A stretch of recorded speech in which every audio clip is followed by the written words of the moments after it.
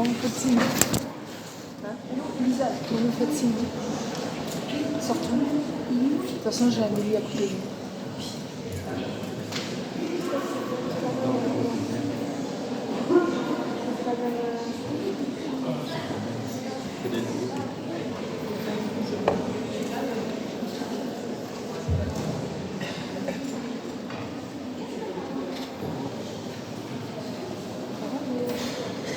On fait signe, hein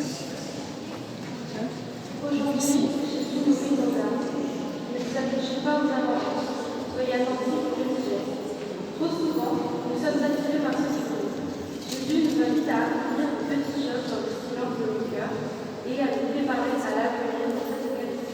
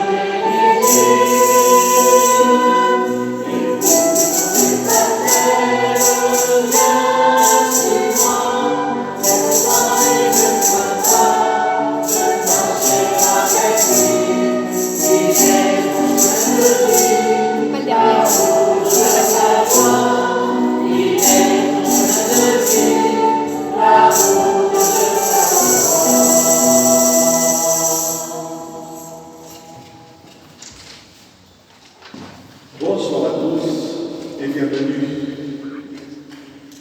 Nous avons écouté notre Dieu qui nous appelle, comme nous venons de le chanter, et nous avons répondu à son appel.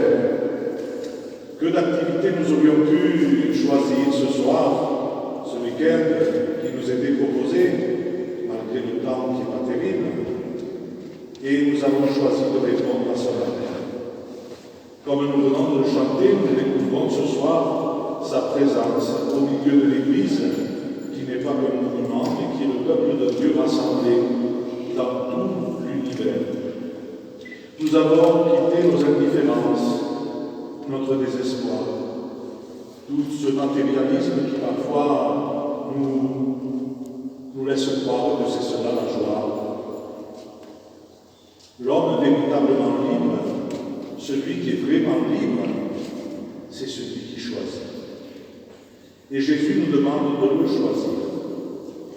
De le choisir en donnant notre vie. C'est bien ce que les textes de ce jour vont nous aider à comprendre. Choisir, se donner, c'est vraiment être libre. Car nous le savons, nous pourrions passer toute notre vie à hésiter, à revenir en arrière. Alors ce soir, soyons dans la joie. Soyons dans la joie et choisissons le Christ sans peur et sans retenue, sans crainte et sans nostalgie. Entrons dans cette célébration en nous laissant réconcilier avec lui et avec nos frères humains.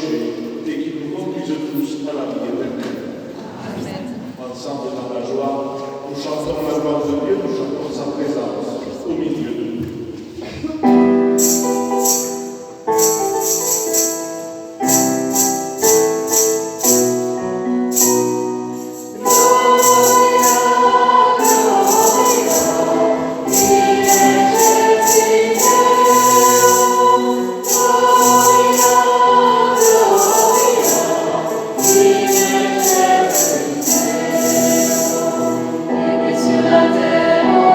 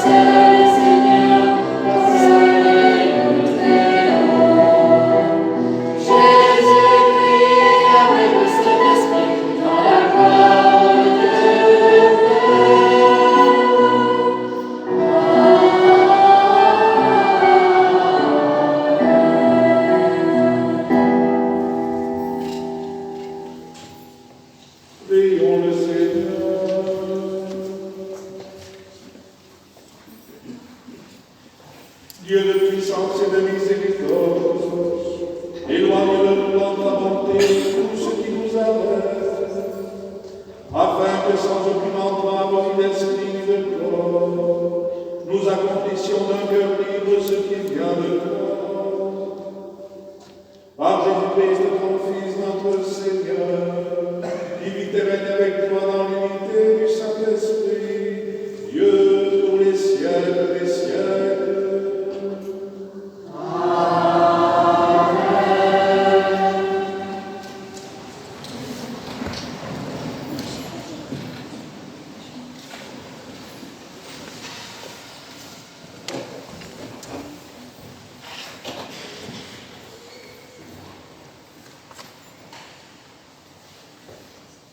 Lecture du premier livre des rois. En ce jour-là, le prophète Élie partit pour Serapha et il parvint à l'entrée de la ville. Une veuve ramassait du bois, il l'appela et lui dit : « Veux-tu me puiser avec ta cruche un peu d'eau pour que je boive ? » Elle alla en puiser. Il lui dit encore : « Apporte-moi aussi un morceau de pain. » Elle répondit : « Je le jure par la vie du Seigneur mon Dieu, je n'ai pas de pain. J'ai seulement, dans une jarre, une poignée de farine et un peu d'huile dans un vase. Je ramasse 2 morceaux de bois. Je rentre préparer pour moi et pour mon fils ce qui nous reste. Nous le mangerons et puis nous mourrons. » Et lui dit à lui : « N'aie pas peur. Va, fais ce que tu as dit. Mais d'abord, cuis-moi une petite galette et apporte-la moi. Ensuite, tu en feras pour toi ton fils. Car ainsi parle le Seigneur, Dieu d'Israël. Jarre de farine, point ne s'épuisera. Vase d'huile, point ne se videra. Jusqu'au jour où le Seigneur donnera la pluie pour arroser la terre. » La femme alla faire ce qu'il lui avait demandé, et pendant longtemps, le prophète, elle-même et son fils, eurent à manger. Et la jarre de farine ne s'épuisa pas, et le vase d'huile ne se vida pas, ainsi que le Seigneur l'avait annoncé par l'intermédiaire des paroles du Seigneur.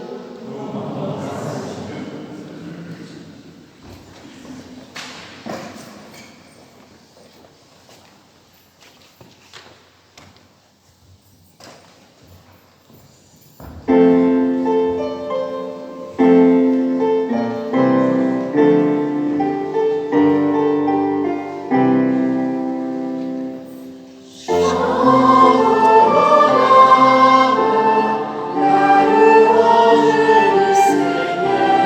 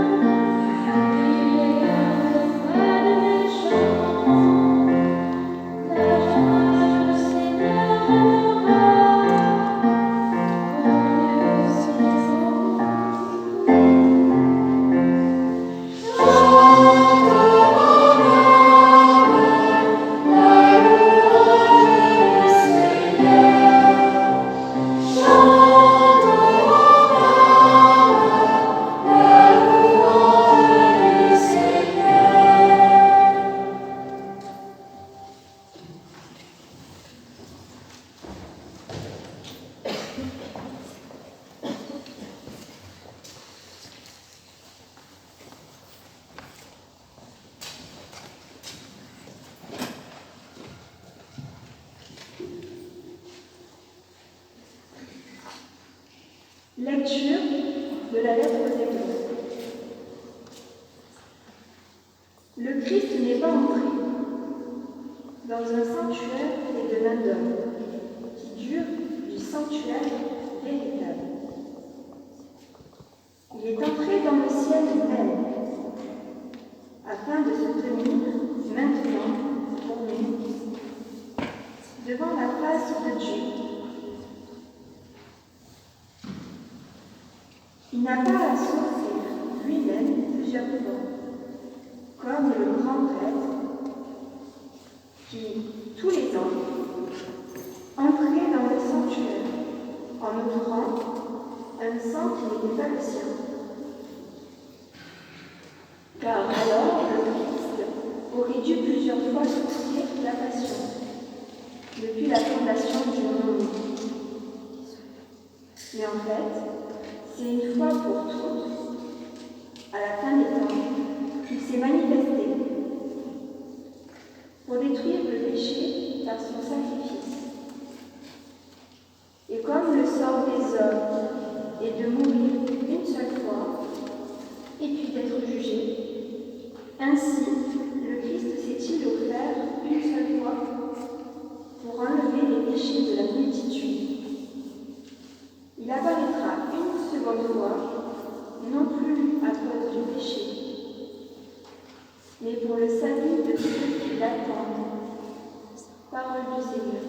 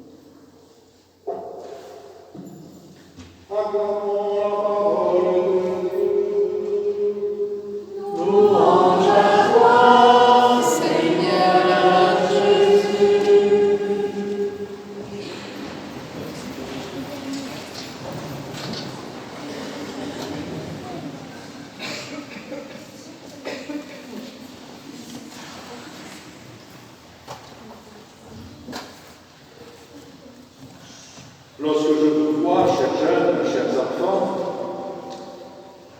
eh bien, je me dis qu'il y a quelques années, j'étais comme vous. Ah, il y a quelques années quand même. Et je me souviens ce soir particulièrement, en pensant que j'allais vous voir et en préparant cette homélie, je me remémorais un épisode de ma scolarité. Je me souvenais de ce jour où mon instituteur, mon professeur des écoles, on va dire maintenant, qui d'ailleurs est toujours vivant et qui est de Portel, André Chiffré, je me souvenais de ce jour où mon professeur des écoles, donc, avait voulu organiser avec ma classe une sortie au musée. C'était un événement. Et je me souviens aussi que, malheureusement, j'ai dû presque oublier complètement ce que nous avions vu ce jour-là à Carcassonne. Mais ce que je n'ai pas oublié, c'est cette image un peu surréaliste des élèves de ma classe et de moi-même qui ont un peu massé dans le hall du musée. Et là, il y avait quelque chose qui nous avait attiré l'œil. J'allais dire que c'est peut-être la seule chose qui nous a passionnés dans ce musée. C'était un tronc en plexiglas, vous savez, transparent, comme les urnes qu'on utilise pour les élections. Et dans ce tronc, il y avait tout plein de billets. Tout plein de billets de différents pays. Parce que c'était un tronc qui était là pour aider, je pense, à l'entretien du musée ou à l'association qui s'en occupait, peu importe. Ah, ce n'était pas vraiment une œuvre d'art, mais c'est ce qui avait capté l'attention de ces élèves un peu turbulents que nous étions déjà, comme vous l'êtes parfois. Je n'ose imaginer les visiteurs qui regardaient notre enthousiasme autour de ce tronc un peu original. Mais imaginez ce soir Jésus. Jésus assis dans le temple et qui, comme ces gens à l'entrée du musée, regarde le tronc qu'il y a, là aussi, où l'on peut mettre de l'argent pour aider à l'entretien du temple et sans doute pour faire vivre à l'époque tout le clergé, tous les prêtres. Jésus regarde comment la foule se comporte. Comme on dit en bon français, c'est un morceau d'anthologie, c'est intéressant. On pourrait faire une vidéo aujourd'hui. Et il est révélateur que Marc ait choisi cet épisode de l'offrande de la veuve pour terminer son enseignement sur la vie publique de Jésus. Parce que symboliquement, par ce don que va faire cette veuve de l'Évangile, nous voyons qu'elle offre beaucoup plus que ce qu'elle a. Elle a offert même ce qu'elle ne pouvait pas avoir. Elle a offert sa fragilité, son manque. Alors que d'autres donnent de grosses sommes pour se faire remarquer, elle a donné ce qu'elle avait. Elle donne ce qu'elle est, tout simplement. Alors que les autres sont là pour se faire remarquer. Jésus nous le dit, elle ne donne pas du superflu, elle ne donne pas du bonus comme ça, ce qui lui restait dans la poche, après avoir fait beaucoup de shopping. Elle a donné l'argent dont elle avait besoin, sans doute pour acheter la nourriture à ses enfants pour le soir. Et oui, les enfants, il y a des pays encore aujourd'hui dans le monde où le matin, les parents ne savent pas trop ce qu'ils vont pouvoir donner à manger à leurs enfants le soir. Et ce n'est pas une belle histoire. Même nos frères prêtres qui viennent d'Afrique nous le racontent. Elle ne met pas du superflu, du surplus, mais elle offre littéralement ce qu'il y a en bas. Elle donne toutes ces zones d'ombre, tout ce qu'il y a au fond d'elle-même. D'ailleurs, c'est curieux de voir que le mot grec qui est utilisé pour signifier d'où vient le don de la veuve, c'est le mot ustéros, qui signifie ce qui est en bas. Comme pour dire, mais cette femme, vous savez, on le dit des fois, elle a donné vraiment ses tripes. Elle a donné ce qu'il y avait au plus profond d'elle-même. La veuve qui met 2 pièces dans le trésor, c'est comme si elle vivait un déplacement de ce qu'elle se... Comme si elle se dépossédait de la seule part d'égoïsme qui lui restait encore. En effet, le centre de gravité pour un être humain, c'est toujours son ventre, à hauteur du nombril, de son appétit. Et lorsque nos fragilités, lorsque nos fers sont déposées, alors notre cœur est plus léger à offrir. Et voilà que nous devenons féconds, nous devenons généreux. La part de peur et de fragilité au fond de nous, quand elle est déposée, eh bien elle nous libère et elle nous tire vers le haut. Quant à nous, l'enjeu n'est pas simplement ce que nous donnons, mais plus exactement, comment nous donnons notre vie. Comment nous offrons ce qui est au fond de nous et ce qui nous fait vivre. Et c'est en effet en se débarrassant de ce qui nous tire vers le bas que nous pouvons vivre, que nous pouvons nous libérer non pas de nous-mêmes, mais de ce qui nous empêche d'avancer. Et comme tout don véritable,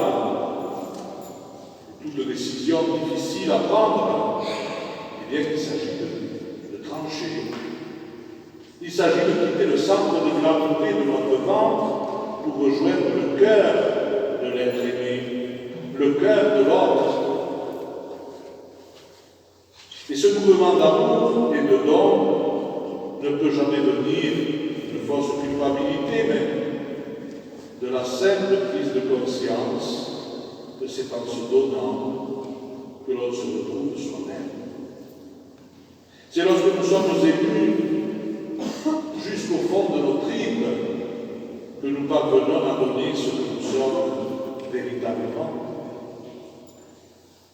On dit souvent, Jésus a été pris de compassion, a été ému. Ouais, on peut être ému. On peut être ému par les images que nous voyons ces jours-ci en Espagne, des inondations. On peut être ému par les images de guerre qui nous arrivent du Moyen-Orient ou d'ailleurs. On peut être ému par telle ou telle souffrance à l'hôpital, par tel ou tel décès. Mais il ne s'agit pas d'être ému. Parce que ça, les médias aujourd'hui savent nous émouvoir. Et ça reste à la surface. Ça fait peut-être monter l'audimat. Il s'agit d'être pris aux entrailles. Parce que la vraie traduction de l'évangile, c'est non pas Jésus a été pris de compassion, mais Jésus a été pris aux entrailles, au plus profond de lui-même, quand il a vu la souffrance des hommes. Lorsque nous sommes émus aux entrailles, alors nous parvenons à donner, oui, ce que nous sommes vraiment, à nous donner. C'est cela donner sa vie, et c'est cela l'aimer. Il ne s'agit pas de faire des coulades, il ne s'agit pas de faire du romantisme, de joli je t'aime, ça, tout le monde en est capable. Aimer, c'est se donner. Aimer quelqu'un, c'est s'engager envers lui. Partager des moments de vérité avec un être cher, ce n'est pas jouer, donner son superflu, en périphérie de nous. Les bons côtés, les sourires, je ne sais pas. Donner sa vie, c'est se donner tout entier, sans masque, sans faux fuyant. C'est se donner tout entier aussi avec nos manques et avec nos pauvretés, sans peur. Et c'est cela que Jésus attend de nous. Vous savez, le jour de mon ordination de prêtre, je vous le raconte, pas pour parler de moi, mais parce que cette année, à l'appel de notre évêque, nous prions beaucoup pour que des prêtres viennent chez nous, se lèvent parmi nous. Le jour de mon ordination de prêtre, j'ai été amené à faire un rite un petit peu sportif. Je me suis allongé entièrement par terre. C'est original. Il y avait un tapis quand même. Mais voilà, je me suis allongé par terre complètement. Et pendant le chant de la litanie des saints, eh bien, j'avais l'impression que je mourais à une certaine vie et que je naissais à une autre. Quand je me suis relevé, j'avais l'impression de m'être donné entièrement au Seigneur et à vous. Parce que c'est ça le sens du célibat du prêtre, entre autres. Être tout donné, non pas uniquement avec son timing, avec son agenda, mais avec son cœur, avec sa capacité d'amour. Donner sa vie, c'est donc donner aussi tout ce qu'on est avec ses défauts, ses échecs, ses blessures, ses deuils, tout ce qui est pas cicatrisé en nous, notre passé blessé. Car nous sommes tous et toutes des êtres de désir et de rêve qui parfois ne sont pas comblés. Mais nous sommes invités à déposer tout cela pour vivre. Parce que donner sa vie, c'est être heureux. Et le paradoxe du don de la vie est total. Donner sa vie, c'est donner non pas ce qu'on a, mais paradoxalement, ce qui ne nous appartient pas définitivement, c'est-à-dire la vie. C'est cela le don de la vie. Donner son être, comme le ventre d'une maman donne la vie. C'est découvrir que le miracle de la vie ne nous appartient pas. La vieille dame qui nous faisait le catéchisme nous disait souvent, si tu veux écouter la voix de Dieu, écoute les battements de ton cœur. Donnez sa vie. Alors ne nous enfermons pas dans notre superflu. Nous allons entrer dans une période où il va y avoir beaucoup de consommation, beaucoup de cadeaux en perspective, beaucoup de lumière, beaucoup de choses un peu superficielles. Les étalages sont déjà remplis en vue des fêtes de fin d'année. Ne nous laissons pas enfermer dans notre superflu, mais retrouvons l'essentiel pour nous donner totalement dans ce que nous sommes. Parce que si le superflu est parfois facile, s'il est éphémère, s'il ne fait que passer, le don de ce que nous sommes est parfois douloureux et difficile, mais il est un don véritable, la seule chose qui ne passe jamais.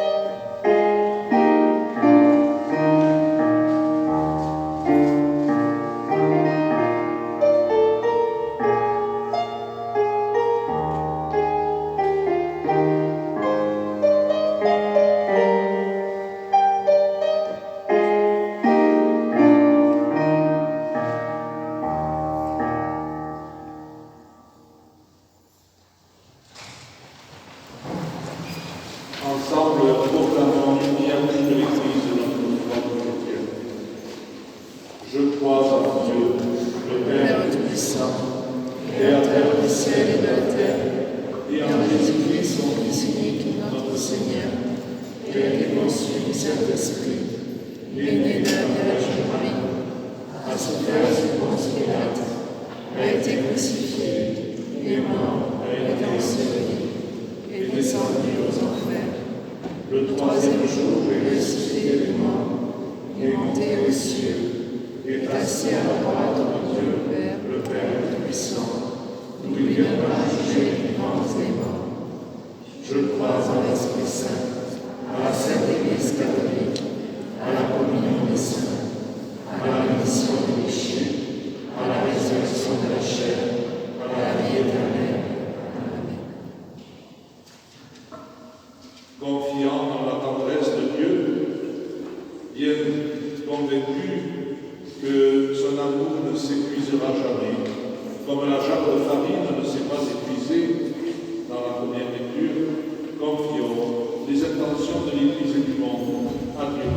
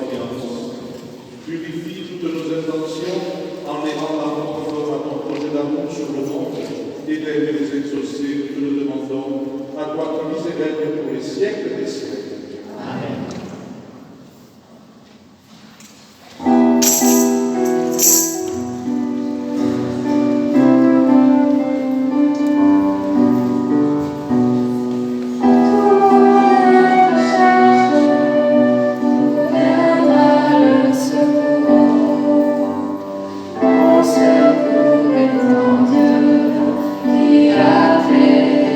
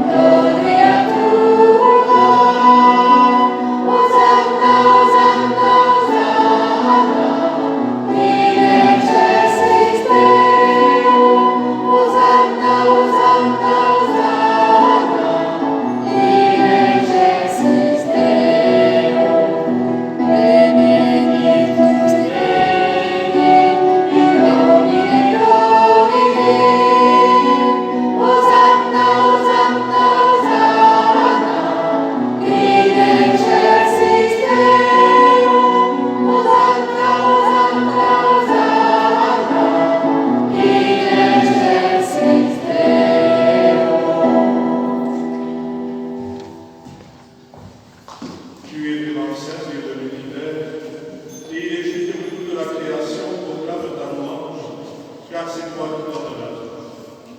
C'est toi qui sanctifies toutes choses par ton Fils, Jésus-Christ, notre Seigneur, avec la puissance de l'Esprit Saint. Et tu ne cesses de rassembler ton peuple, afin que du levant au couchant du soleil, une offrande pure soit présentée à toi. C'est pourquoi nous voici rassemblés devant toi, Dieu notre Père. Et dans la communion de toute l'Église, nous célébrons déjà le jour où le Christ est ressuscité d'entre les morts. Par lui que tu as élevé à ta droite, nous te supplions de consacrer toi-même les offrandes que nous avons. Sanctifié par ton esprit pour qu'elle devienne le corps et le sang de ton Fils, Jésus-Christ, notre Seigneur, qui nous a dit de célébrer ce mystère. La lumière lui fut livrée, il prit le pain, en te rendant grâce, il prit la bénédiction, il rompit le pain et le donna à ses disciples, en disant: Prenez et mangez-en tous, ceci est mon corps, livré pour vous.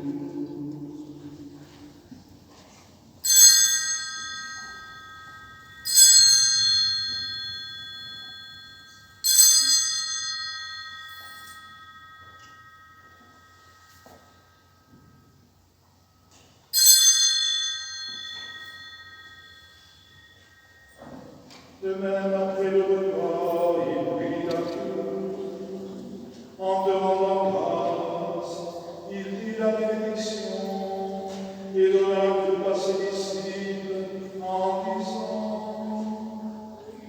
Prenez et buvez-en tous, car ceci est la coupe de mon sang, le sang de l'alliance nouvelle et éternelle, qui sera versé pour vous et pour la multitude en rémission des péchés.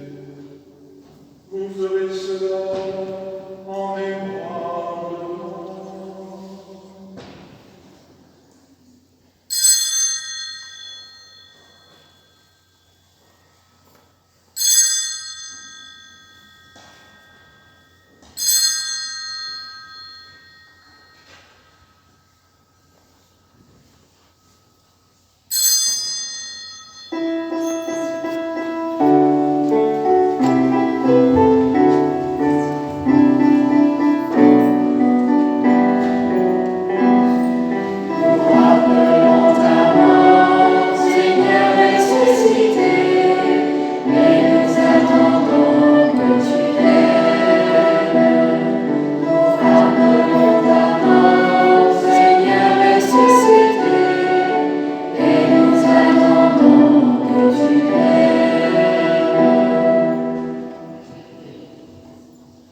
En faisant ainsi mémoire de ton Fils, de sa passion qui nous sauve, de sa glorieuse résurrection et de son ascension dans le ciel. Alors que nous attendons ce dernier avènement, nous t'offrons, Seigneur, en action de grâce, ce sacrifice vivant et saint. Regarde nous t'en prions aux relations de ton Église et daignes reconnaître ton Fils, qui selon ta volonté s'est offert en sacrifice pour nous réconcilier avec toi.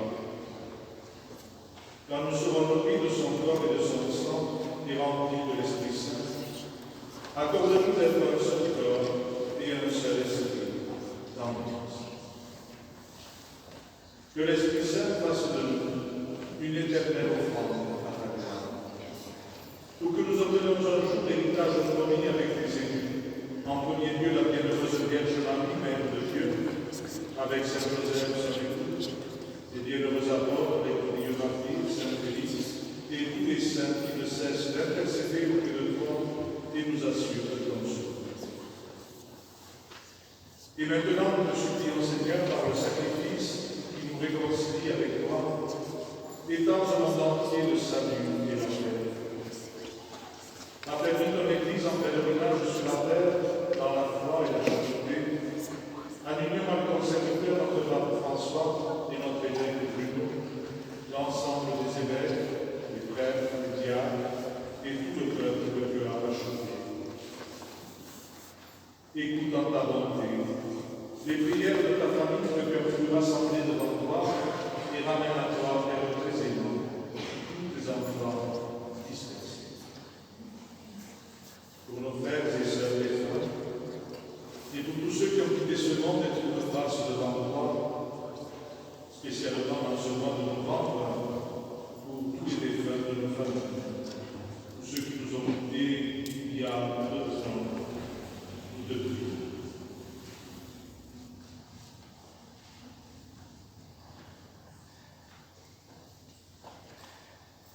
En ta bienveillance, accueille-les dans ton royaume. Nous espérons être comblés de ta gloire, nous ensemble et pour l'éternité, par le Christ notre Seigneur, par qui nous donnons de toute grâce et de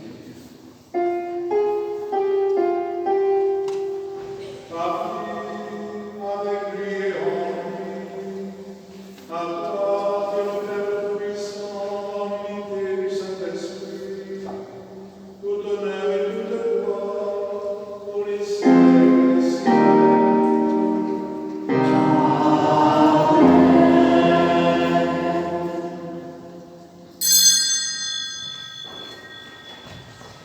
Unis dans le même esprit, nous pouvons ensemble redire, proclamer la prière que Jésus lui-même nous a donnée.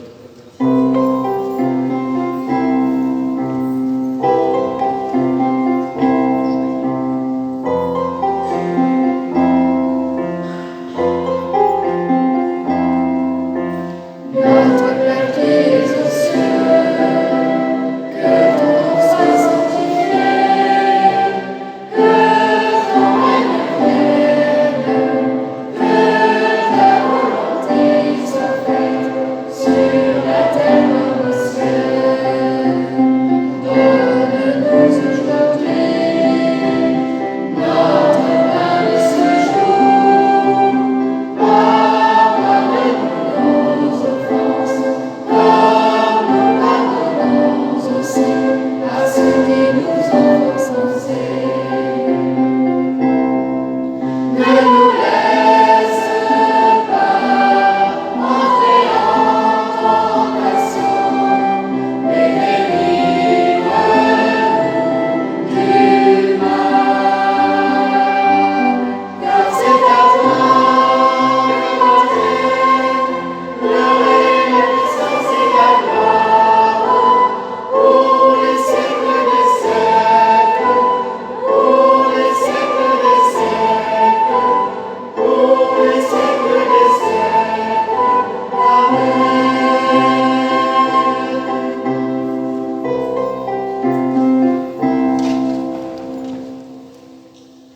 Seigneur Jésus-Christ, tu as dit à tes apôtres, je vous laisse la paix, je vous donne ma paix, ne regarde pas le péché, mais la foi de ton Église. Pour que ta volonté s'accomplisse, donne-lui toujours cette paix et conduis-la vers l'unité parfaite, toi qui vis et règnes pour les siècles des siècles. Amen. Que la paix du Seigneur soit toujours avec vous. Et avec ton esprit. Frères et sœurs, dans la charité du Christ, donnez-vous la paix. Amen.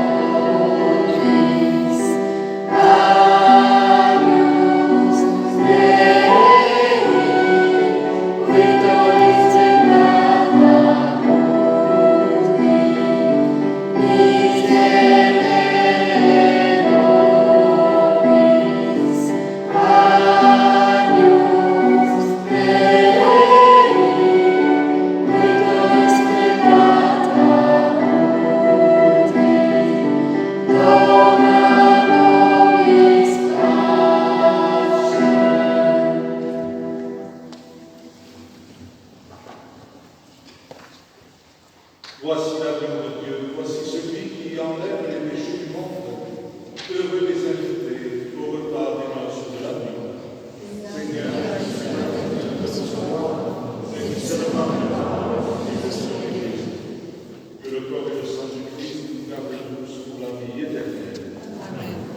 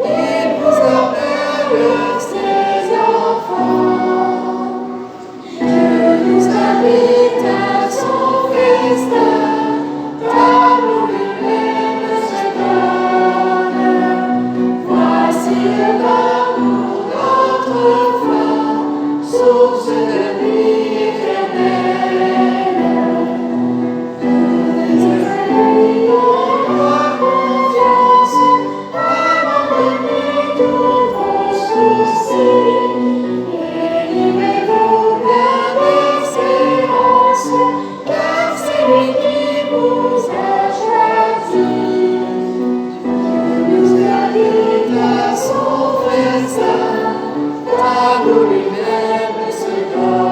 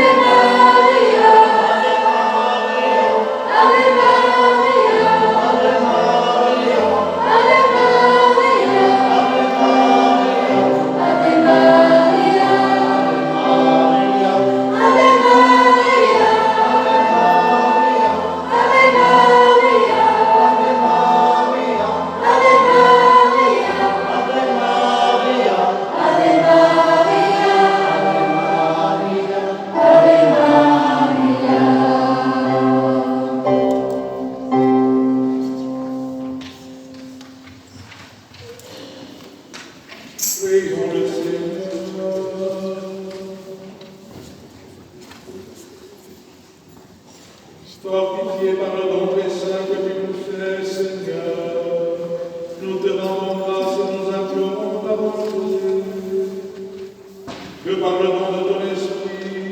ceux qui ont reçu la force d'amour et la grâce de persévérer dans la droiture, par le Christ notre Seigneur.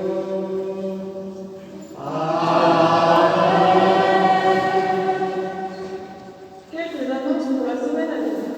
Lundi 11 novembre, messe de la Saint-Martin. À 10h à la chapelle Saint-Martin à Rochefort et à 10h30 à l'église du Vosges. Mardi 12 novembre, 17h, à Dijon, messe de la semaine. 20h à l'église de Creil, veille de prière et louange. À 19h30, le passage devant le Père de l'amitié.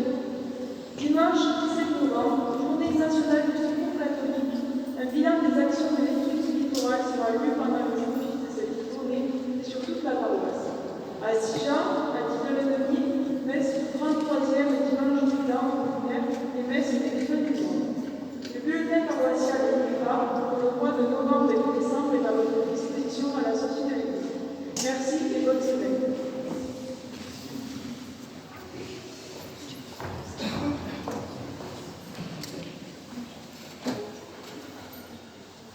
Le Seigneur soit avec vous.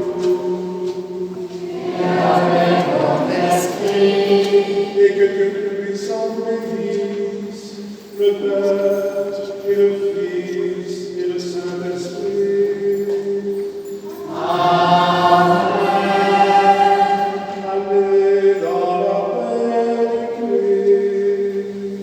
Nous rendons grâce à Dieu. Merci à vous tous, à tous ceux qui ont préparé cette messe et qui ont animé. Et bonne soirée, bonne semaine à tous, tout chantons.